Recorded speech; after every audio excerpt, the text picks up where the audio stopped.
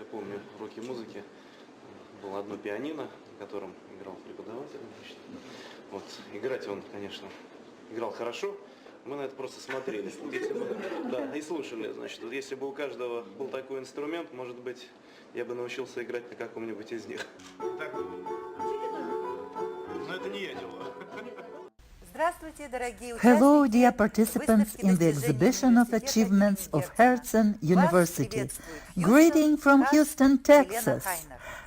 Helen Heiner is here. My company and I have enjoyed a long-term scientific connection with Herzen University. Actually, it is very significant that at Herzen University there are departments of music and of computer technologies. It seems that it should be easy to find something similar to such a place as Houston, the fourth largest city in America, or in Texas, the second largest state in the country. Unfortunately, there is no such thing in either place, not with the same profile that we see at Herzen University. Mendeleev once wrote that the science begins with measurements, using precise tools that produce accurate data.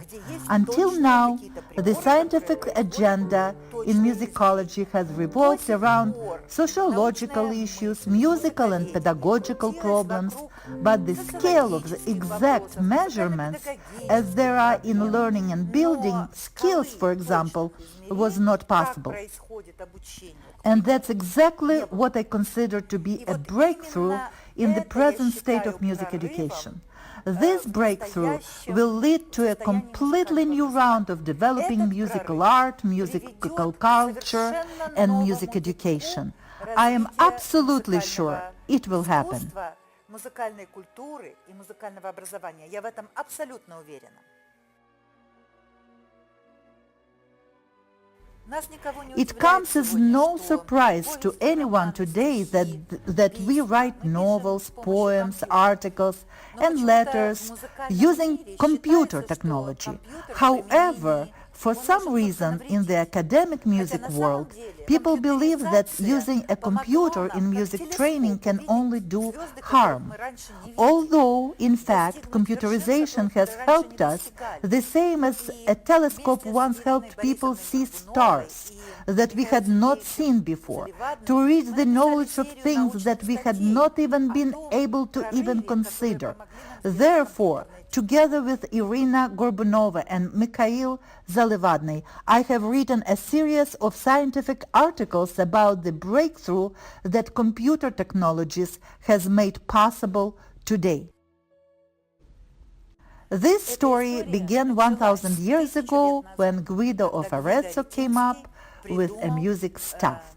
Of course, we all know that he did not come up with 10 lines. He started with 4 and first distributed the neumes on the lines and on the spaces between them. And it was at that moment that an accurate musical notation was created, and it was very visual. It is no accident that when Guido came to Pope John XIX, later he described this case, the Pope learned how to sing Gregorian chants within a couple of hours. This method of writing down music was so vivid, it gave a tremendous impetus to the development of musical art as a profession. However, writing only one line immediately began to turn into counterpoint, polyphony, and soon multilinear musical texture replaced the one-line version. Multilinear music texture, in combination with multiple lines and spaces of the grand staff, gradually became user-unfriendly to the visual perception of average people and even popes.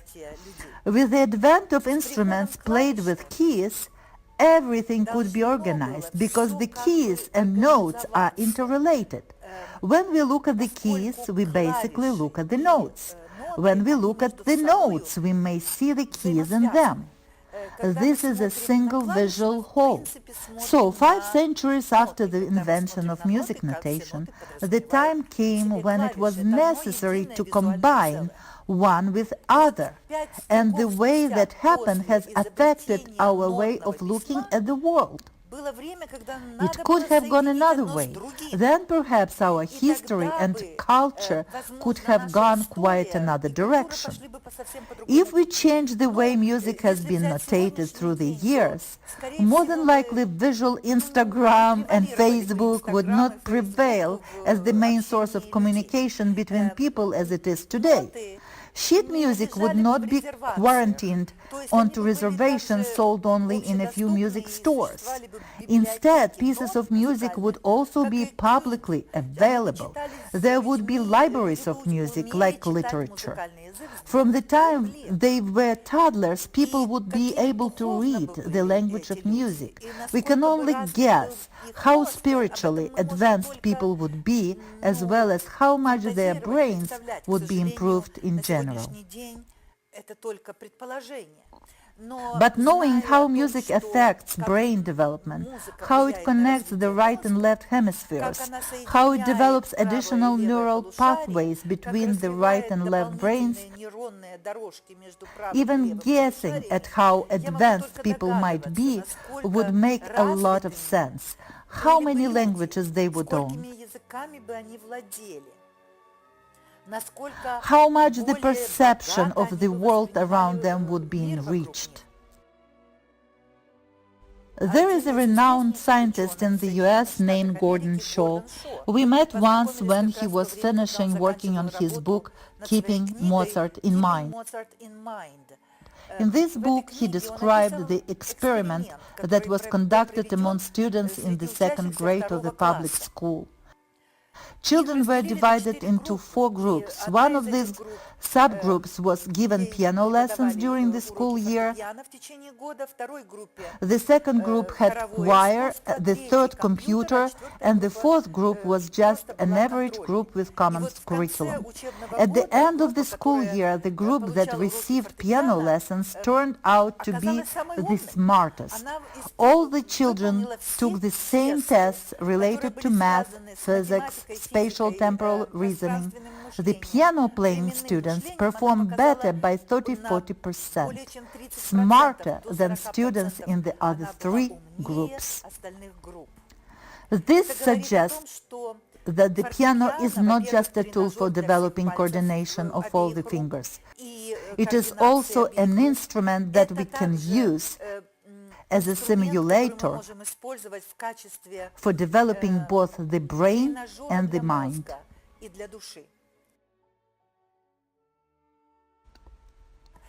When the keys and notes did not meet, they were taught separately by the music industry. First we learned 2 and 3 black keys, learned piano geography and where what note is. And after that we teach how the notes and keys are correlated with each other. So the colossal mistake is made right there. In our code of cultural development, a virus crept in, which for several centuries gradually destroyed the musical art. And for today, what we have is a consequence of this terrible mistake, which must be corrected as soon as possible.